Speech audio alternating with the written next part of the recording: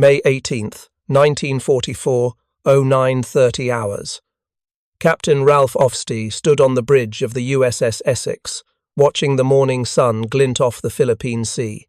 Below his feet, the flight deck stretched 817 feet forward to the bow, a steel runway crowded with aircraft in numbers that would have seemed impossible 3 years earlier.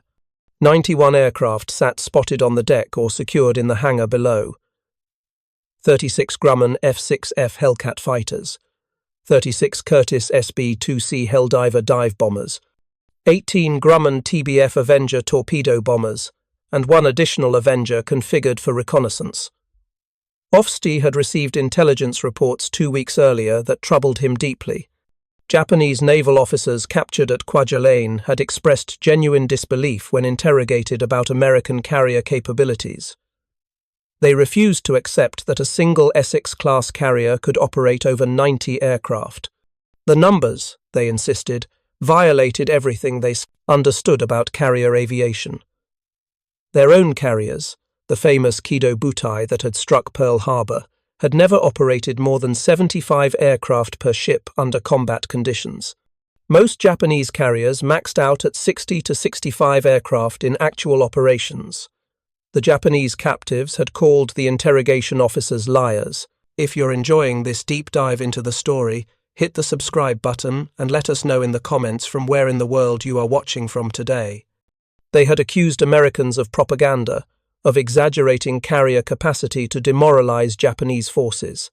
One Japanese naval aviator, when shown photographs of Essex's crowded flight deck, had counted the aircraft 3 times, then insisted the photograph must be doctored. No carrier could operate that many aircraft. The flight deck would be too crowded, the hangar would be insufficient, the aviation fuel storage would be inadequate, the logistics would be impossible. Ofstie understood their disbelief.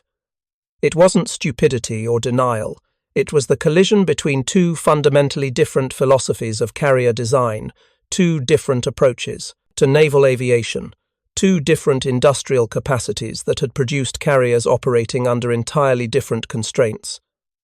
The Japanese had built their carriers to be perfect instruments of precision attack. The Americans had built their carriers to be overwhelming instruments of industrial war. The difference between those 2 philosophies could be measured in aircraft capacity, and that difference was about to determine the outcome of the Pacific War. The story of how American carriers came to operate with 50% more aircraft than the most powerful Japanese carriers began not in naval shipyards, but in the fundamental design decisions made in the late 1930s, decisions driven by different strategic assumptions, different tactical doctrines, and different industrial realities. Japan entered World War II with 6 fleet carriers that formed the Kido Butai, the mobile striking force that represented the pinnacle of naval aviation in 1941.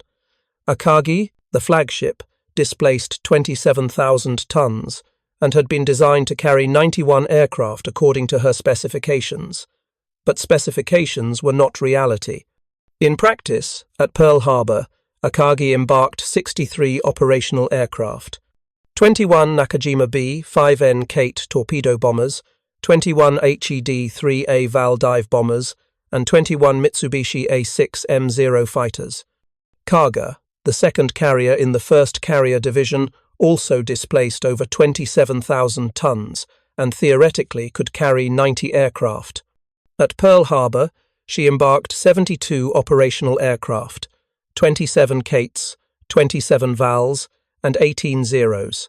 But even with 72 aircraft spotted on deck and in hangar, Kaga was operating at her practical maximum capacity. Fuel storage, ordnance handling, maintenance space, crew accommodations all imposed limits that theory ignored. Soryu and Hiryu, the 2nd Carrier Division, were smaller and faster. Soryu displaced 18,000 tons and carried 57 operational aircraft at Pearl Harbor, 18 Kates, 18 Vals, and 21 Zeros. Hiryu displaced 20,000 tons and carried the same air group composition and numbers.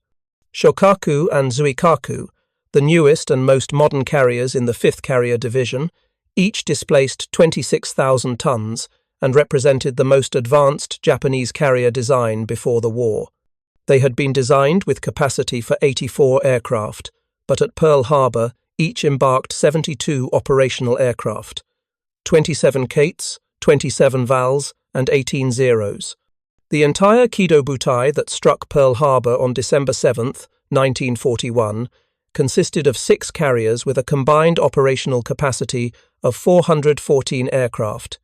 That was the total striking power of the most powerful naval aviation force ever assembled up to that time.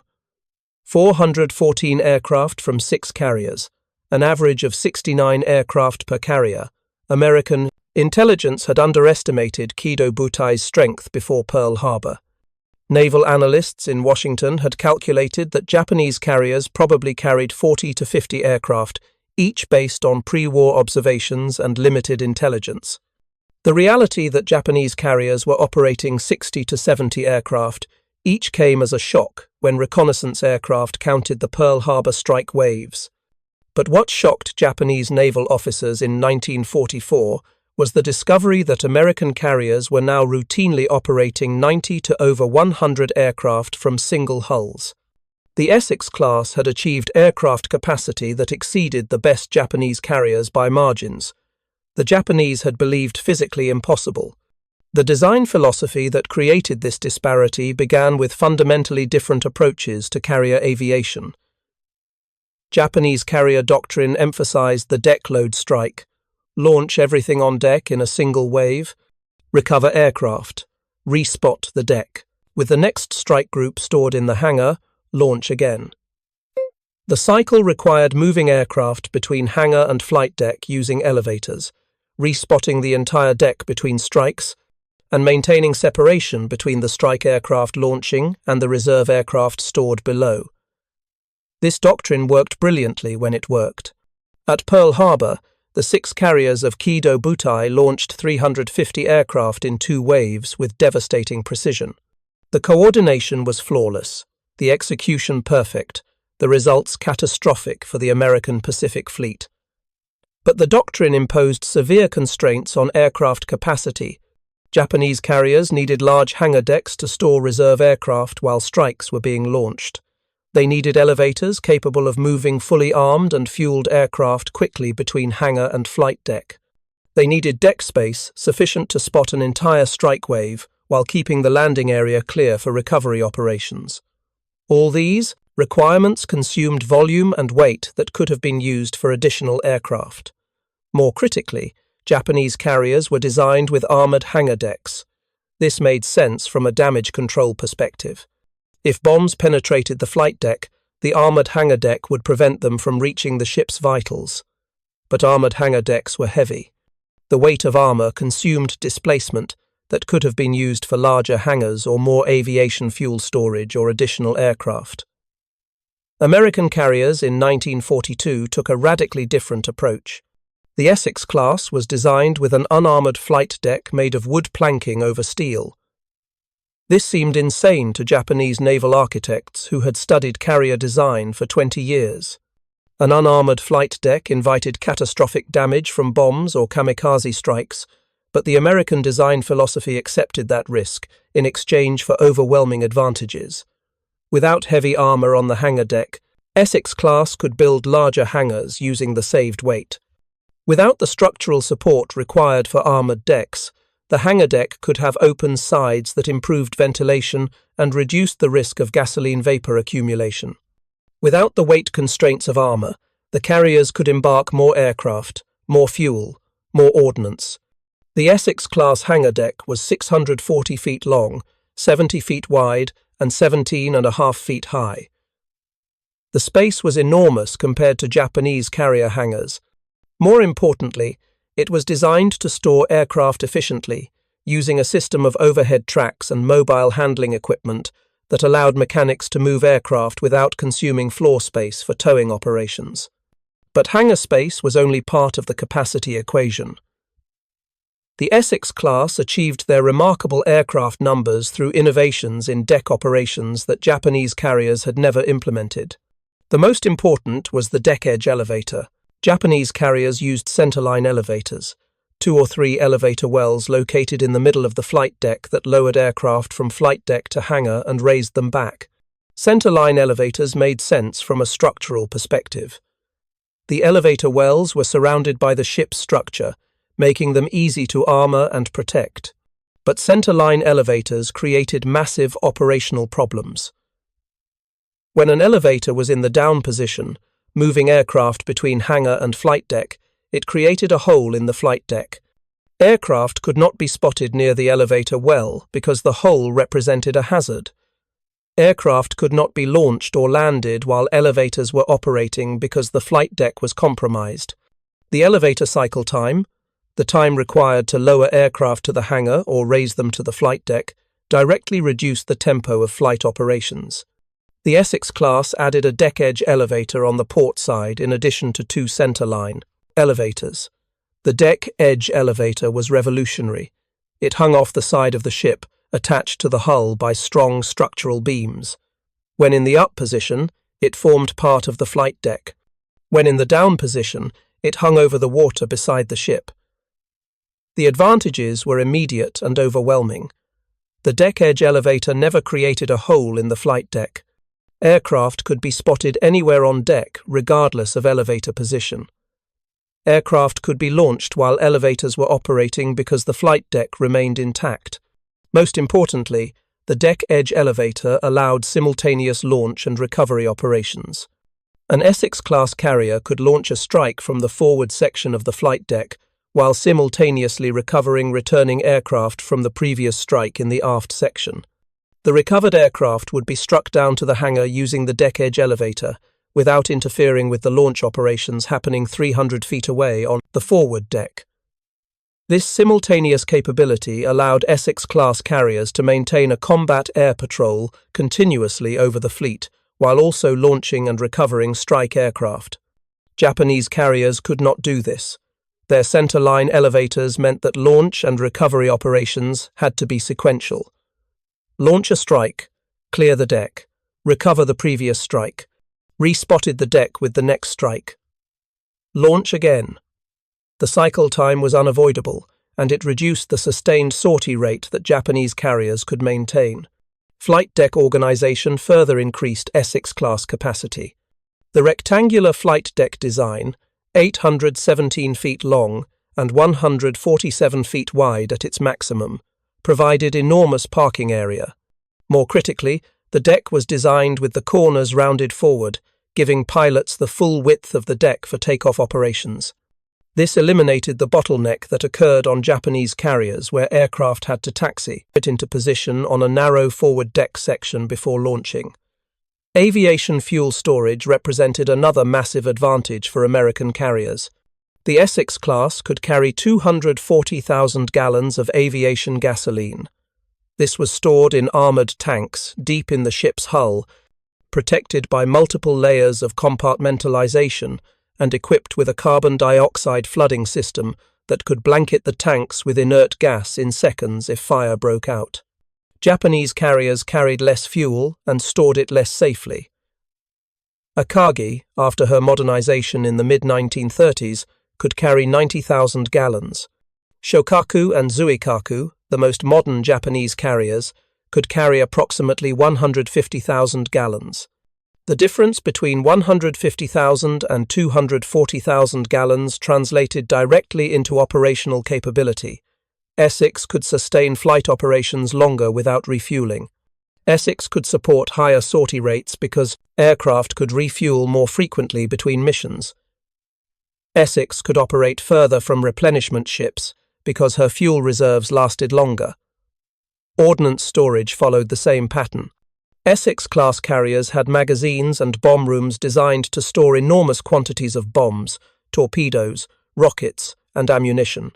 The ordnance handling systems used mechanical hoists and rail-mounted carts to move weapons from magazines to assembly rooms to aircraft without manual handling. Japanese carriers relied more heavily on manual handling, which was slower and more dangerous. But the most subtle and perhaps most important difference between American and Japanese carrier capacity was maintenance philosophy. Japanese carriers were designed with the assumption that aircraft maintenance would be performed by highly trained specialist mechanics working in dedicated shops with precision tools. Each aircraft type required specialists who understood that specific aircraft systems. Maintenance was an art performed by craftsmen who took pride in keeping their aircraft in perfect condition.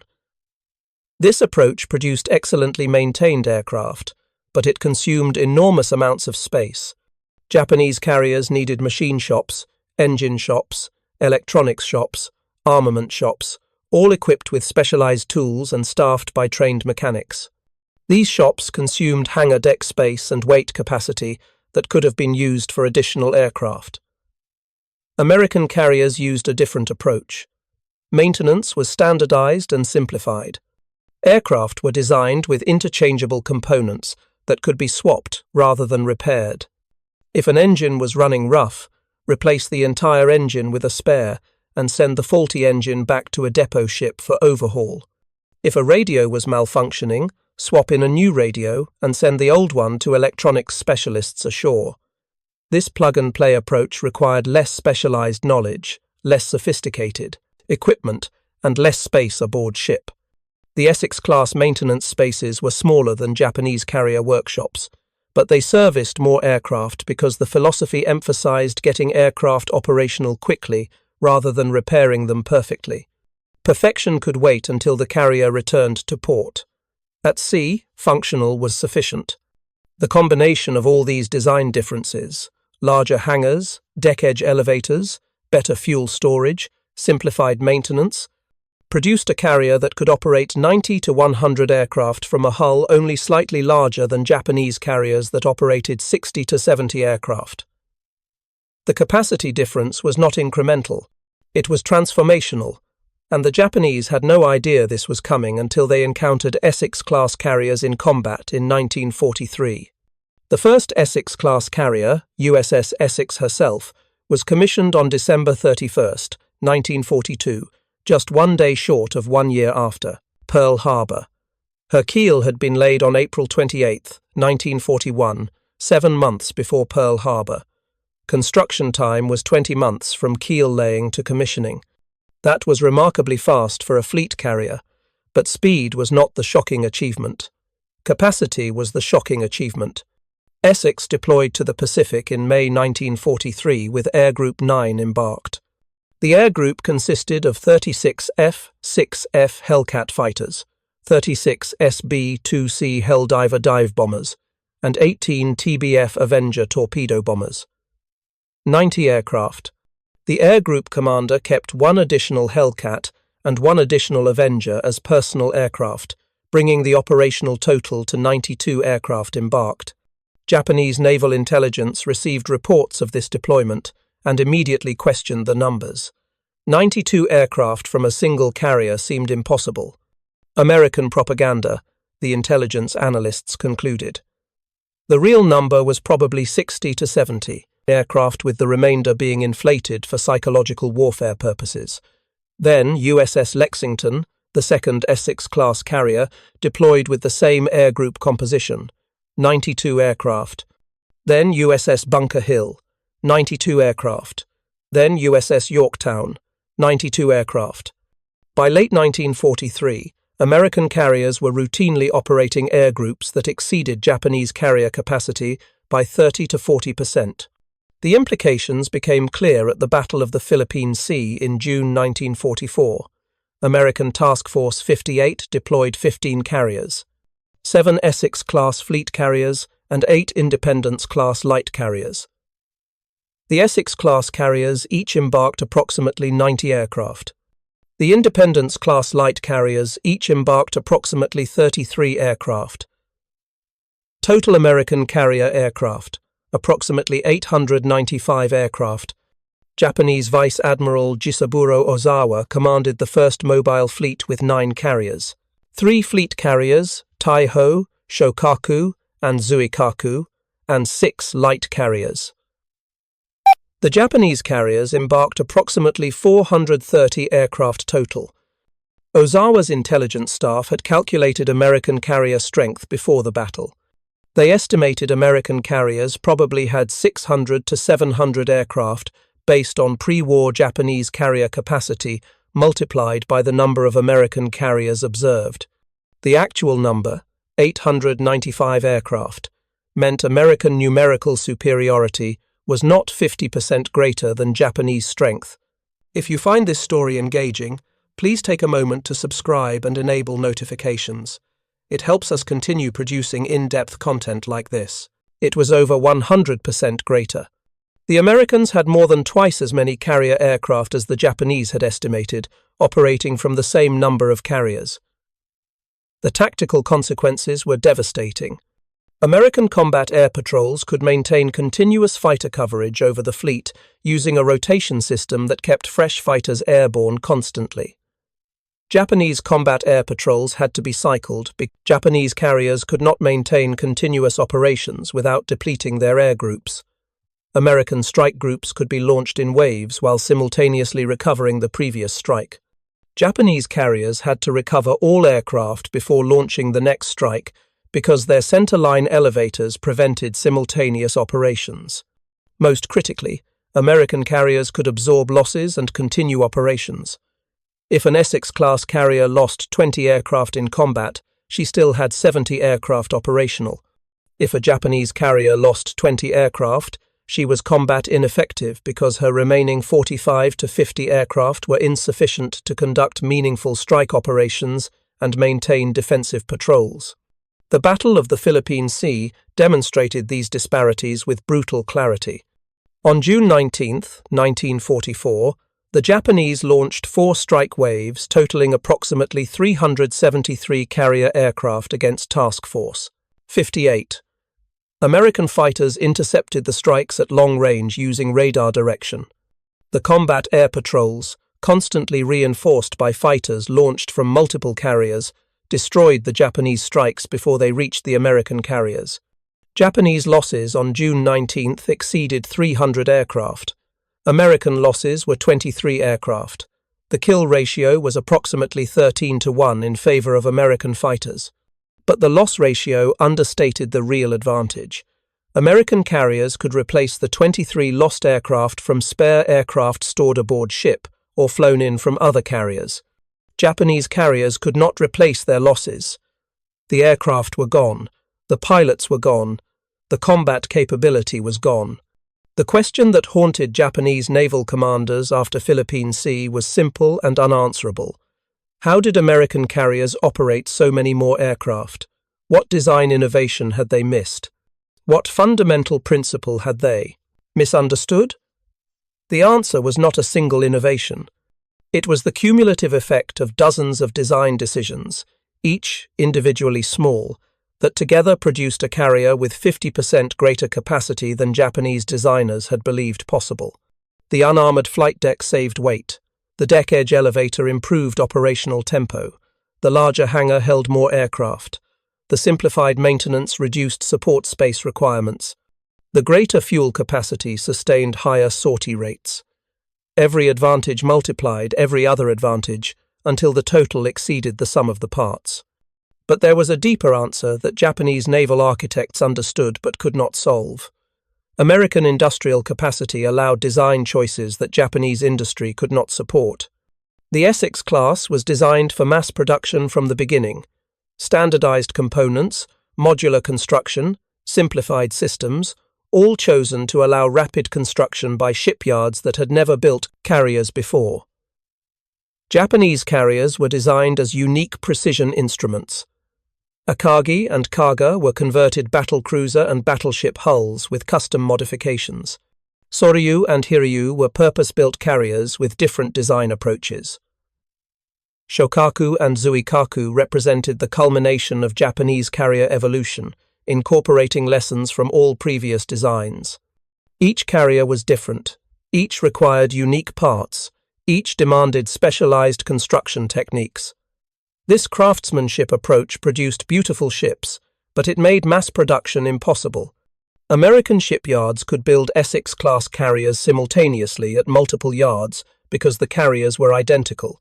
Japanese shipyards could not build multiple carriers simultaneously because each carrier required unique expertise and unique components. The Essex class was also designed with different assumptions about combat damage.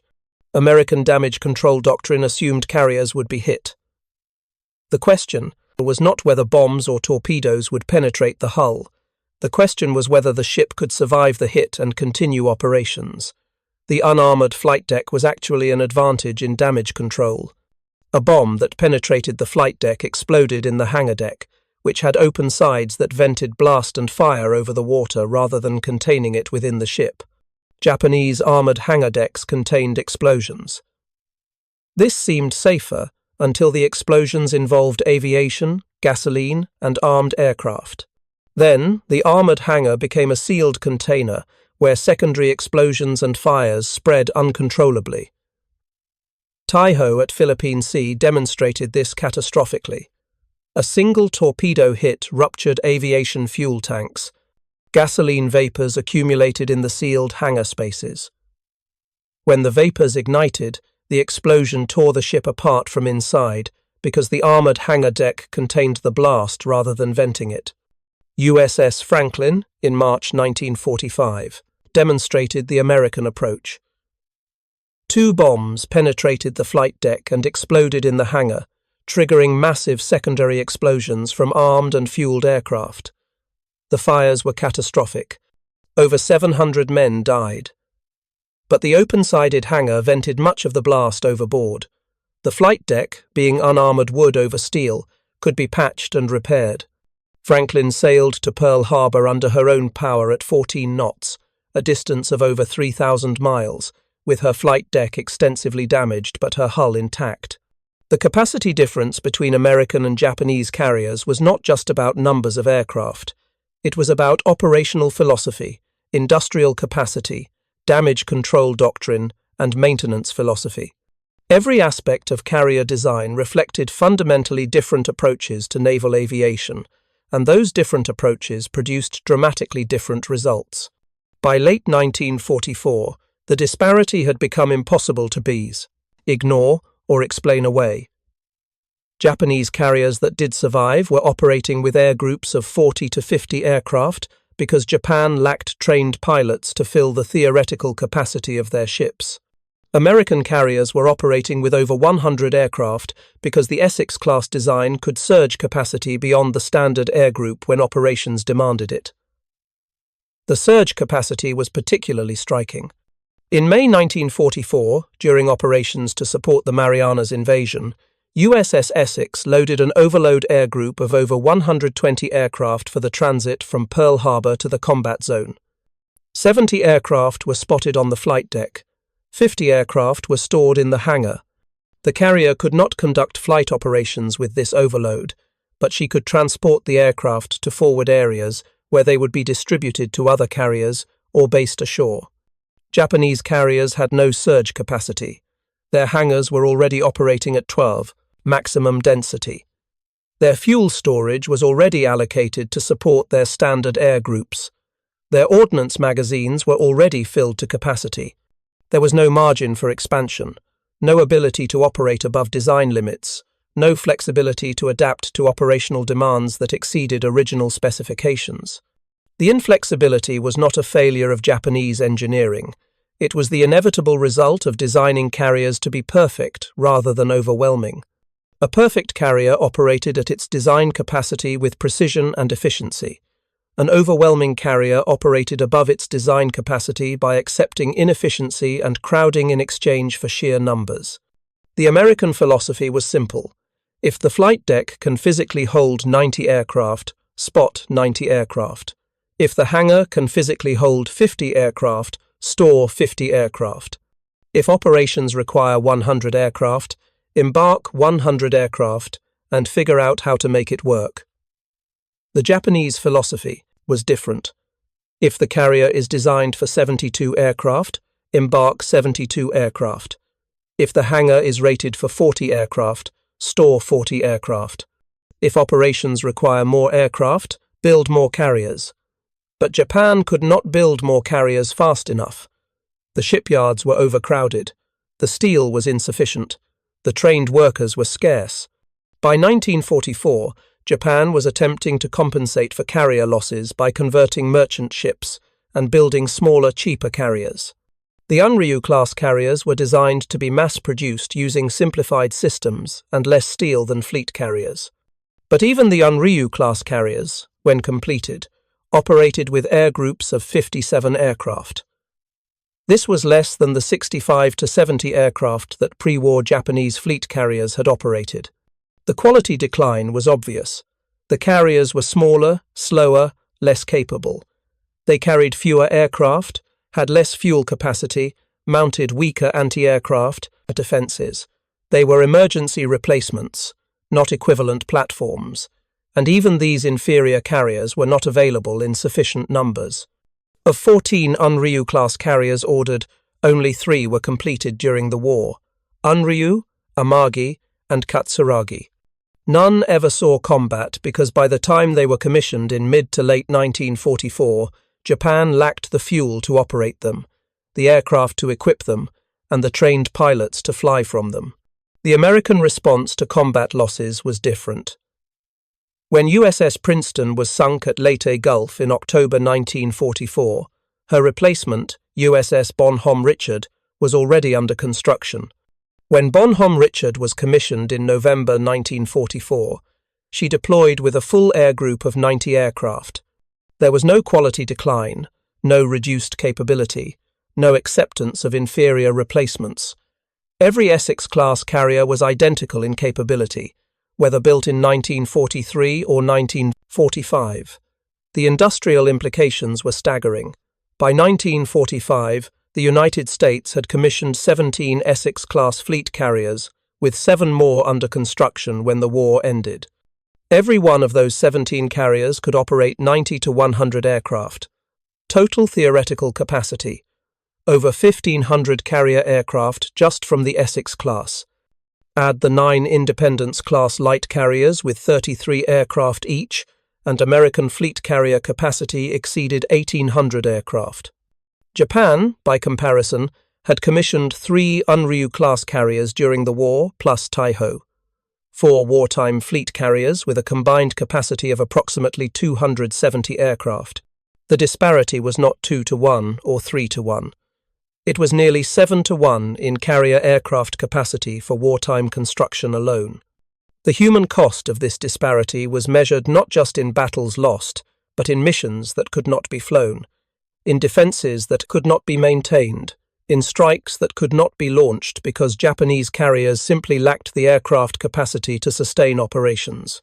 American carriers at Okinawa in March through June 1945 flew over 70,000 sorties. They maintained continuous combat air patrols over the invasion fleet. They struck Japanese airfields hundreds of miles away. They intercepted kamikaze attacks. They provided close air support for ground forces. They did this day after day, week after week, month after month, because their aircraft capacity allowed sustained high-tempo operations.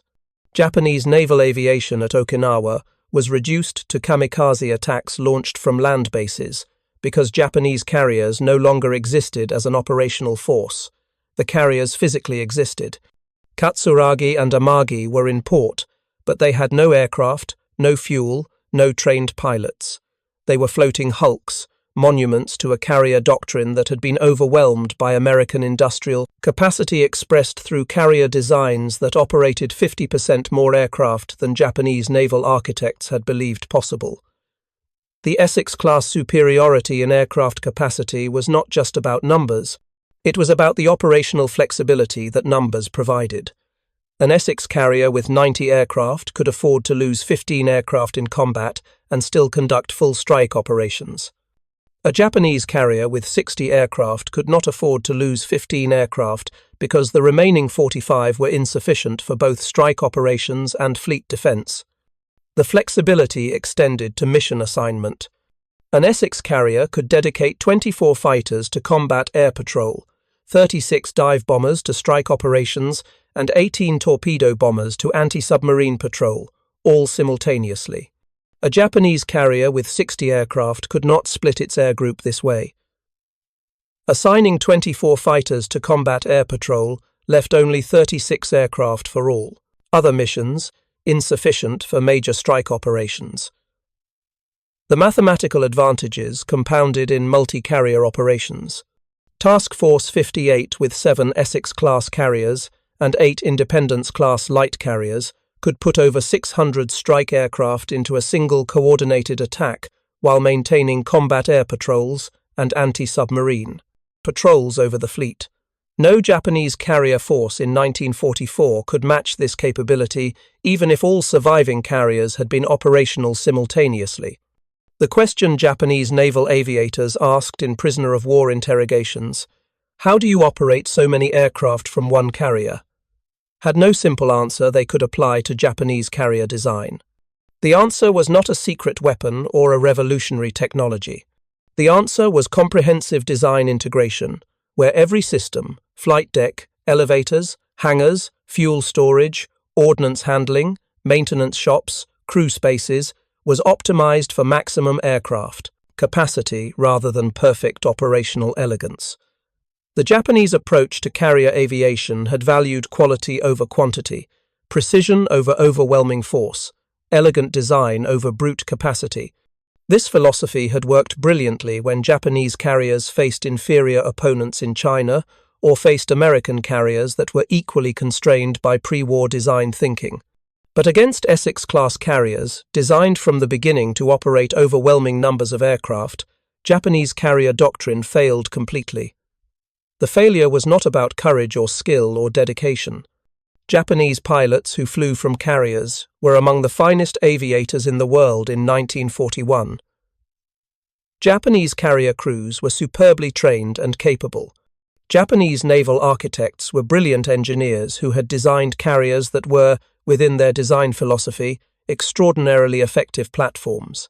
But the design philosophy itself was fatally flawed once the war became a contest of industrial capacity rather than tactical brilliance. The Essex class represented American industrial philosophy applied to naval aviation. Build carriers that can operate more aircraft than theory suggests is possible. Use standardization to allow mass production. Sacrifice elegance for capacity. Accept inefficiency in exchange for overwhelming numbers. Design for damage and survival rather than prevention of damage. These principles created carriers that Japanese designers considered inelegant and overcrowded. But those inelegant, crowded carriers put more aircraft into combat than elegant Japanese carriers.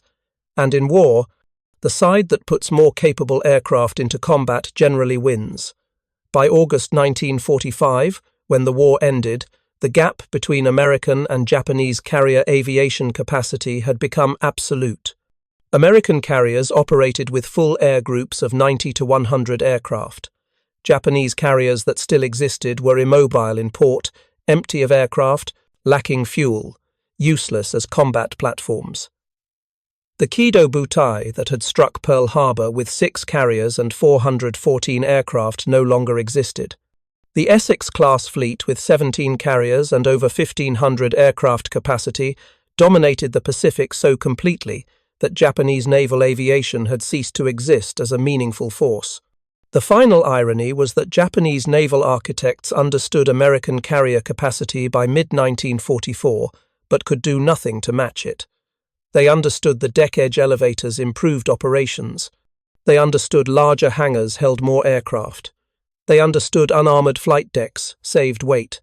But they could not rebuild existing carriers to incorporate these features. And they could not build new carriers fast enough to matter. And even if they could build carriers, they lacked the fuel to operate them and the pilots to fly from them. The capacity difference between Essex and Kido Butai carriers was not just about aircraft numbers. It was about industrial capacity, design philosophy, operational doctrine, and strategic vision. The Americans had designed carriers for a long war of industrial attrition. The Japanese had designed carriers for short, decisive battles. The war became what the Americans designed for, and Japanese carriers, no matter how elegantly designed or skillfully operated, could not compete against American carriers that operated 50% more aircraft from similar displacement hulls. The legacy of this disparity extended far beyond World War II. Post-war carrier design adopted American principles almost universally. Large aircraft capacity became the primary design criterion. Deck edge elevators became standard. Open hangar designs replaced armored hangars. Surge capacity and operational flexibility were prioritized over theoretical perfection. The Essex class established the template for fleet carrier design that would dominate naval aviation for the next 50 years. Japanese naval officers examining Essex-class carriers after the war expressed professional admiration for the design integration that achieved such high aircraft capacity. They recognized the brilliant engineering that made 90 aircraft operations routine rather than exceptional. They acknowledged that Japanese pre-war carrier doctrine, however effective in 1941, had been superseded by American designs that operated on different principles entirely. The prisoners who had called American interrogators liars when told Essex carriers operated over 90 aircraft eventually accepted the truth. The photographs were not doctored. The capacity claims were not propaganda. American carriers really did operate 50% more aircraft than Japanese carriers from similar-sized hulls. The question was not whether this was possible. The question was how Japanese naval architects had failed to understand that this was possible and necessary. The answer came down to strategic assumptions. Japanese planners had assumed carrier battles would be decided by the quality of the strike, the skill of the pilots, the precision of the attack. They had designed carriers to launch perfect strikes with sufficient aircraft to overwhelm enemy defenses through tactical brilliance. American planners had assumed carrier battles would be decided by attrition, by the ability to absorb losses and continue fighting, by the capacity to maintain operations day after day until the enemy was exhausted. They had designed carriers to launch overwhelming strikes with sufficient aircraft to win through sheer numbers, even if tactical execution was imperfect. Both approaches made sense within their strategic assumptions. But the American assumptions proved correct, and the American carriers designed to implement those assumptions dominated the Pacific War from 1943 onward. The Japanese could not adapt because adaptation would have required rebuilding their entire carrier, the fleet from the keel up, and they lacked the time, resources, and industrial capacity for such a transformation. The Battle of the Philippine Sea in June 1944 demonstrated the consequences of this disparity with brutal finality. American carriers launched and recovered aircraft continuously throughout the day, maintaining combat air patrols, anti-submarine patrols, and strike operations simultaneously. Japanese carriers launched strikes but could not maintain defensive patrols at full strength because their aircraft capacity forced choices between offense and defense. American carriers could afford both. Japanese carriers could not. When the battle ended, Japanese naval aviation had been effectively destroyed as an offensive force. 300 aircraft lost. 3 carriers sunk. The remaining carriers operational but unable to conduct meaningful operations because their air groups had been decimated. American carriers suffered minimal losses, 23 aircraft destroyed, no carriers damaged. The kill ratio reflected capacity disparity as much as pilot skill or technological advantage. American carriers could afford to maintain standing patrols of 40 to 50 fighters over the fleet, because their 90 aircraft capacity allowed dedicating half the air group to defense while retaining sufficient aircraft for strike operations. Japanese carriers could not maintain comparable defensive patrols without stripping their strike capability to dangerously low levels. The mathematics were inexorable. Fewer aircraft meant fewer choices, less flexibility, and greater vulnerability. The capacity advantage extended to maintenance and operational availability. American carriers with 90 aircraft could keep 75 to 80 operational at any given time, even with routine maintenance and minor repairs ongoing. Japanese carriers with 60 aircraft could keep 50 to 55 operational under similar circumstances. The difference was 15 to 25 aircraft per carrier, which multiplied across task groups into differences of 100 to 200 aircraft in major engagements. Operational availability mattered as much as raw capacity. Essex-class carriers with simplified maintenance could repair aircraft faster and return them to operational status sooner than Japanese carriers that relied on specialized craftsman maintenance. An American aircraft with engine problems would have the entire engine swapped in 2 hours using a spare engine from ship stores. A Japanese aircraft with engine problems would have the engine partially disassembled, repaired by specialist mechanics, reassembled, and tested, a process requiring 8 to 12 hours or more. The multiplication of small advantages, faster maintenance, larger capacity, better logistics, superior damage control, created carriers that dominated Japanese carriers not just in aircraft numbers, but in sustained operational tempo, combat endurance, and ability to absorb damage and continue fighting. Every aspect of the Essex-class design contributed to this superiority, and no single Japanese countermeasure could negate the cumulative advantage. By the final months of the war, American carrier aviation had become so overwhelmingly superior that Japanese naval officers captured after the war reported their forces had simply given up trying to contest American air superiority. Kamikaze attacks represented admission of defeat, the acceptance that conventional carrier aviation could not contest American forces, that only suicide tactics offered any possibility of inflicting meaningful damage. The desperation of kamikaze doctrine confirmed what the capacity numbers had predicted. Japanese carriers could not compete against American carriers that operated 50% more aircraft. The story of how American carriers came to operate 90 aircraft, while Japanese carriers maxed out at 65 aircraft, was not about a single innovation or a secret technology. It was about comprehensive design integration driven by correct strategic assumptions about industrial war. The Americans understood that carrier battles would be won by the side that could maintain higher operational tempo over longer periods.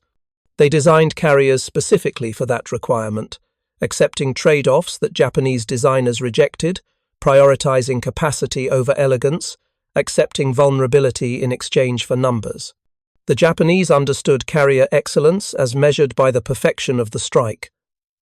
The Americans understood carrier excellence as measured by the sustainability of operations. Both sides achieved their design goals. Japanese carriers could launch devastating, perfectly coordinated strikes. American carriers could launch continuous, overwhelming strikes day after day after day. In a long war of attrition, sustainability defeated perfection, and the Essex class, with their 90 aircraft capacity, crushed Japanese carriers that operated 65 aircraft no matter how perfectly those 65 aircraft were employed. Thank you for watching. For more detailed historical breakdowns, check out the other videos on your screen now, and don't forget to subscribe.